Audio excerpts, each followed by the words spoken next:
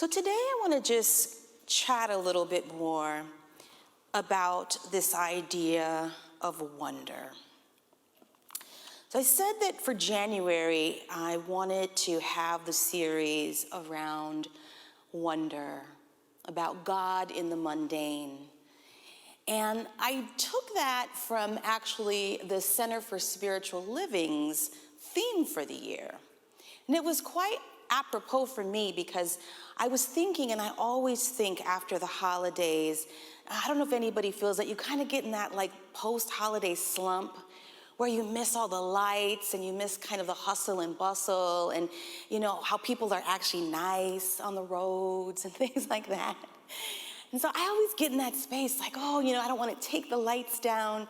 Yes, they're still on in the property. But I wanted to think, how do we continue that spirit? And lo and behold, the Center for Spiritual Living was thinking the same thing too. How do we keep that spirit alive? Because essentially that's what Christmas time is. It's like that wonder, that excitement, that awe, that curiosity, right? So how do we do that? Keeping that wonder, seeing and being the magnificence, and being fully present to the magic of life. So today we're going to talk about what I'm going to call holy curiosity, and I didn't make the term, holy curiosity. Albert Einstein coined the term holy curiosity in the 1940s to describe the freedom of inquiry he considered to be important in science education. And as Einstein described it, it was a spirit really of humility, about being open-minded into the search for truth and really connecting to transcendental wonder. So today we're going to talk about that and really play with this idea of wonder and curiosity, holy curiosity, as we continue our journey together about being the presence and in the presence. It's interesting that I think most of us have very few moments of that pure presence of wonder and awe. Normally, we might have them in a really extraordinary situation. Maybe if we go to one of the state parks or one of the wonders of the world, and you're just confronted with this beauty and this majesty that you can't help but feel connected and feel emotional. But the reality is that we need to be operating at that level every day, because the more that we connect to the beauty and the majesty and the power of life every day, you will see your life change. You will see your mind change to then be able to out-picture a life that is magnificent and beautiful and inspiring. So today we're going to talk about that. How is it that we can be in that space of curiosity? I had the pleasure and the privilege of being installed last week as a senior minister. Thank you to each and every one of you who were part of that process online. Thank you. Thank you. And as you can imagine, last week, it not only rained here in Nashville, it snowed. Like for you all, blizzard, right? That was blizzard weather for Nashville conditions. And so it was this moment where I could have gone into the cray-cray. Like, what's gonna happen? How does a minister install themselves? I was like, how would I install myself if nobody's here? But instead, I was so blessed to be around family and friends where it was so easy to just stay in that place of awe and wonder. They were here, they were celebrating me, they were part of this journey of mine to be here. And there was those moments, like when you are in those moments where your heart is like cracked open and you're just all like gushy and in love, right? You tend to see things with eyes differently. And so as I was standing here last week, being installed, and Reverend Kurt, who was a senior minister of the church where I had just come from, I was the associate with him, I'm looking out at one point and seeing the snow fall. And it was like I was in a Hallmark movie, you know, where it's just this beauty and the magic and wonder, and I'm here, and it was just so moving to me just seeing the snow. And it was a weekend full of that, where I was reminded about the people in my life that I love. One of them is my best friend, Sonia. And one of the things that made me fall in love with her as my bestie was that she had this childlike wonder about everything she did. I don't know if you all have any friends or family like that, but I would go out to eat with her, and let's say a muffin would come.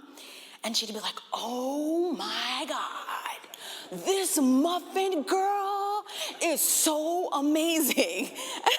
When I first started hanging out with her, it was so kind of jarring, like, girl, it's just a muffin, you know? But she would say, no, look at it. Look how the crumbles are so perfect on it. Then she'd take that bite and she's just like ruminating about it. And then she'd say, it tastes like it has, oh wait, cinnamon? And she's going down the whole list. And everything in life is like that for her. And that was so refreshing. It taught me so much about being in the moment and appreciating. And I got to experience that with her this past weekend. But perhaps the most moving thing for me this weekend was being around baby Leah. Baby Leah is 3 months old, right? And she's in the process of adoption by my friends Anna and Liz. And it was amazing to watch her see the world and experiences for the first time. Can you remember that? Are there any babies or kids in your life, or do you remember your own children or that experience life like that, where they're just, everything is like, wow, never seen this before. Every interaction, every person, and you can feel literally their brain and their spirit moving to comprehend, to understand, to integrate, and to experience. But here's the thing, we are all built to be like that baby. But unfortunately, we lose that somewhere in life. We lose that curiosity, we lose that wonder, we lose the ability to question and ask why. Researchers have actually looked into this idea. And researchers recently found that children ask a staggering 70 to 100 questions every day. Does anybody have a child that's asking about that many questions every day? You're like, ooh, I can attest to that. I will testify. Can you imagine? They're doing that. And the study also is so curious. The study found that there are sort of these top 10 questions that parents always struggle with that children ask them. I'll give you some. Why do people die? What is God? What does we can't afford it mean? Is Santa Claus real? Why do I have to go to school? When you die, who will I live with? Why is the sky blue? That was my daughter's. She insisted, by the way, that it was not. That's a whole other story. Why can't I stay up as late as you? And perhaps everyone's favorite, where do babies come from? All these questions, but they're full of questions, wanting to they have this desire to learn and to understand the world. And they can imagine that anything is possible. Like, I always think about the fact, when you ask children what they want to be when they grow up, right? You hear these amazing things. I want to be a firefighter. I want to be a doctor. I want to be a rocket ship person. All of these wondrous things. Nobody comes into this iteration of life and say, I want to be addicted. I want to be codependent. Now, children don't ask for these things. They don't see their life in boxes. They see their life unlimited. But somewhere along the way, it stops. The curiosity stops. The spark of creativity, the willingness to ask questions, to expand the idea of our world. The same study found that adults ask only about 20 questions a day. That's a huge difference when you juxtapose it against a child at 70 or 100. 20 questions. And most of the time, those questions are very closed or limited. They're not expansive questions. They're questions like, what's for dinner? What time's the meeting? Android or iPhone? Those kinds of questions. So today we're gonna think about, at what point do we as adults lose wonder? How did we maybe lose wonder? I remember my mom and my grandmother when I was a little girl always saying to me when I'd ask questions, "Mija, curiosity killed the cat." And I would say, what does that mean? I don't even have a cat. I never understood that.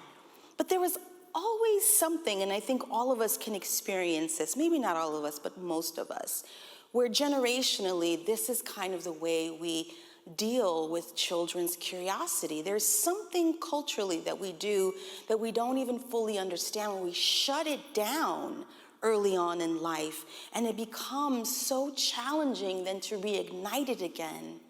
But the beauty is that it is there, it's inherent, it's who we are, it's how we're brought into this world.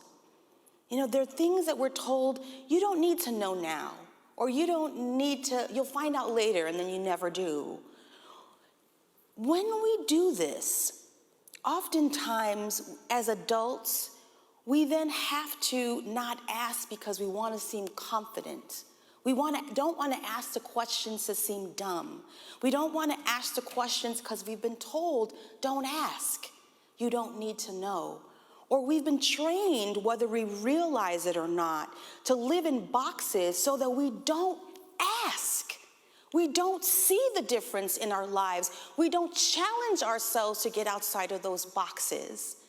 And so this is why, for me, it's so important that we think about, how do we build this again? How do we open to this divine, holy curiosity? How do we go into a way of questioning so that we don't accept what we've been told is true?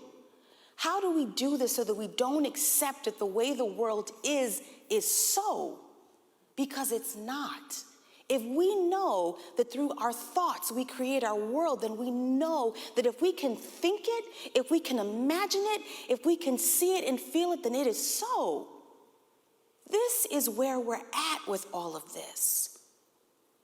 I was doing research about curiosity in preparation for this talk, and I was so blown away how many articles that I came up with that said curiosity was a sin. Google it. It was shocking to me, but yet it wasn't. Because this is exactly the lies that we have been told our entire lives. Don't ask. I have recently, through conversations, friends that were mentioning when they were growing up in very conservative religious organizations and churches, and they would ask questions as children, well, why is that? Why did God say this? Or how come the Bible says that? And then they would just say, because it is, that's what God said. Did anybody have that experience where you had questions as a child and they were never answered? They were always just spun around, right? And you never understood why. There's something about the way, unfortunately, religious institutions have put curiosity in a box and made it a bad thing. And maybe it began with the whole idea in Genesis of Adam and Eve wanting to be curious, taking that bite of an apple, that then it became this tainted thing. I'm not going to go into that story. More to come, because I got a whole lot to say about Adam and Eve. But this is where I'm saying is that we have this legacy within us. We have this box that we have been put in. But if we think about it, was that really Jesus's mission? I mean, we all come here, right? Because unity is practical Christianity. But when we think about Jesus' mission, it's completely polar opposite to what we've been told. Jesus said, according to the Bible, this is what Jesus said, in all the synoptic gospels, those are the three gospels of Matthew, Mark, and Luke. In all three, we find the same thing, which is not always very common to find the similar things that supposedly Jesus said. But it was all three talk about Jesus and children. And I'm going to just read a little bit here from the Mark passage. And it's very similar to Luke. So if you want to look up, it's Matthew 18 and Luke 18. But today we're going to be reading from Mark 10. Mark 10, verses 3 to 16. Jesus blesses little children. People were bringing little children to him in order that he might touch them. And the disciples spoke sternly to them. But when Jesus saw this, he was indignant and said to them, "Let the little children come to me. Do not stop them. For it is such as these that the kingdom of God belongs. Truly, I tell you, whoever does not receive the kingdom of God as a little child will never enter it." And he took them up in his arms, laid his hands on them, and blessed them. The important thing here is, what does the child or children represent symbolically here in the passage? What is it about children that we're being told here is so important? And what is it that we're being told to be childlike is so important so that we are open to the kingdom? What is a kingdom? It's within. It's what we see and feel and know and experience. It's that wonder. It's that magic. It's that power. So why is it the children? Children, again, as we've already talked about, but they are the symbol of being humble.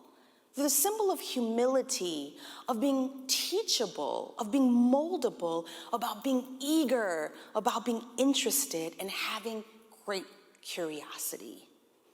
So Jesus is showing them as the example, but he's also showing himself as the example of curiosity. Think about his ministry. He was always asking the questions. He was always talking in parables. He was always challenging people to think. Stop telling me the rote answer. Stop telling me what this says. What do you think about it? What does it feel to you? What inspires you when you hear these words? It's about being curious. He's engaging people in a conversation about these ideas, thinking. Do you all remember in John 8 when the woman is caught in adultery and the leaders come to him, and of course they kind of wanted to trap him to be able to see what he would say to this. And so they tell him she was caught as being an adulteress, and culturally she was supposed to be stoned. So they ask him, "Teacher, what should we do with her?" And what does he do? He just bends down, gets on the ground, and starts playing in the sand like a little kid. And they're asking him over and over again, and he's just playing in the sand. And finally he gets up at one point and he says, "Remember, those who without sin will cast the first stone." And then he goes back and starts playing in the sand like a child.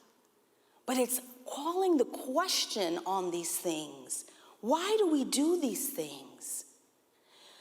If we look at where we're at now as a culture, business and innovation is key. And those of us, similarly in the spiritual realm, that is key too. But we've always known that, right? We look at renewing of the mind. That's all about innovation, transformation. But it's important for us to think about how we need to really put curiosity in our spiritual lives front and center, put curiosity in our spiritual institutions front and center. In business, if you look at any Fortune magazine or Inc. magazine or any of the other magazines or online kind of portals for businesses, they're always talking about this. Google has a very detailed profile that they give people who are going to work for them that really match for people who are curious. And they have this whole system that they use to be able to identify who is curious and who is not, because they want people in their organization who understand the power of curiosity. You know, Disney Pixar, similarly. Anybody a big Disney Pixar fan? Yes. They do amazing things, but the people that they bring on, they train them to want to be curious as well. Because they think, Disney, you guys got a great winning formula here. What do I have to offer? But they challenge that by saying you need to be curious. I was reading recently, I was so fascinated. Did you all know that the instant Polaroid camera was actually the inspiration of a 3-year-old? Inventor Edwin Land's daughter was impatient to see a photo that her father had just took. And so she said, why do I have to wait? And he explained that the film had to be processed. And she said, but why do we have to wait for a picture? And therein was the birth of the Polaroid camera. These are the things that move us, that propel us as people, the questions that we ask. And so recently in our board meeting, just this week actually, I was mentioning about the concept of dream crushers. And if you heard my talk last week, I was saying my brother was the dream crusher in my life. And so when I said that about somebody on the board, everybody was like, oh my God, that's so harsh, you know? But what I meant by that, maybe we need to unify the word, and so I'll say dream enhancer. Does that sound better? But what a dream crusher is you ask the questions. You always need somebody on your team and in your life that is going to ask the question, call the question, why? Why are we doing this like this? Why are we moving forward like this? What is it going to do for us? Always important. We have to move away from being fearful of people that challenge us and call the question, because we will never do what we need to do if that is so. The important part here, though, is the spirit of curiosity that somebody is coming with, and therein lies the difference. It's the holy curiosity that I want to talk about and focus on, because holy curiosity is different than just somebody who's asking questions because. Somebody who's just asking questions might be doing it out of spite or anger or fear or critique, or the big one, ego. I'm right, and I'm going to prove that I'm right by asking these questions. But somebody who understands holy curiosity is coming from the space of understanding and respect and communication and compassion and deep listening. And at the base of all of these questions is the idea of love and freedom and healing, and the curiosity coming from God's wisdom. Different, right? Different. So today I want to have us think a little bit about what we can do and open up a space for creativity and curiosity. I'm going to invite our musicians back up to help me with this. So we're going to do a quick meditation. We are a practical Christianity, and so we want to practice what we're talking about. And we do this here today through meditation. So I invite you all to close your eyes. And if you don't feel comfortable doing that, be curious. Close your eyes anyway. Take some beautiful, deep, cleansing breaths. Relax your body and relax your mind, and set the intention right here that collectively we are expanding and opening up that holy curiosity. Take a deep breath. A flower, a sneeze, a stop sign, a cup of coffee, a friend, a feeling, a breath. We are surrounded by and immersed in awe-inspiring beauty, creativity, harmony, joy, love, and possibility. The universe is abundant and resplendent.